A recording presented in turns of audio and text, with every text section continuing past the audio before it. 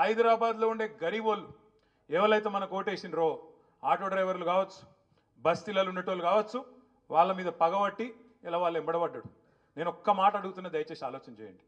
ఈ ముఖ్యమంత్రికి నిజంగానే చిత్తశుద్ధి ఉంటే, నిజాయితీ ఉంటే, వాళ్ళ అన్నగానికి ఒక న్యాయం ఉంటుంది, మరి గల్లీలలో గరీబోళ్ళు ఉండే గల్లీలలో ఉండే పేదవాళ్ళకు ఒక న్యాయం ఉంటుందా? వాళ్ళన్న తిరుపతి రెడ్డి మీ కాన్స్టిట్యున్సీలోనే ఉంటాడు. ఎక్కడ కావురి హిల్సో అదేందో ఆడనో సెటిల్మెంట్ల అడ్డా అది. ఆ సెటిల్మెంట్ల అడ్డా మాదాపూర్లో ఉంటాడు. ఆడ ఉండి సెటిల్మెంట్ల అడ్డా అని నేను చెప్పలే, మీ ఎమ్మెల్యేనే చెప్పిండు నాకు. ఆ కథ కూడా చెప్తా ఒక్క నిమిషం.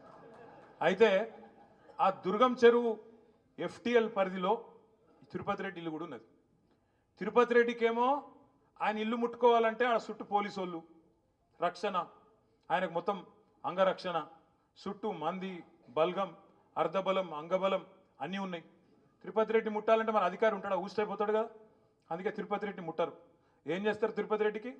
అన్నా నీకు నోటీస్ ఇస్తున్నా, నీ దగ్గరికి కూడా రాను, ఇవ్వకపోతే వాళ్ళు తిడుతురు టీఆర్ఎస్ వాళ్ళు, కాబట్టి నీకు నోటీస్ ఇస్తా, నువ్వు కోర్టుకు పో, నువ్వు పోయి తెచ్చుకో, ఏదో ఒకటి కింద మీద పడి ఒక ఆయుధం తెచ్చుకో, దాన్ని పెట్టుకొని నేను ముట్టా అని చెప్తారు.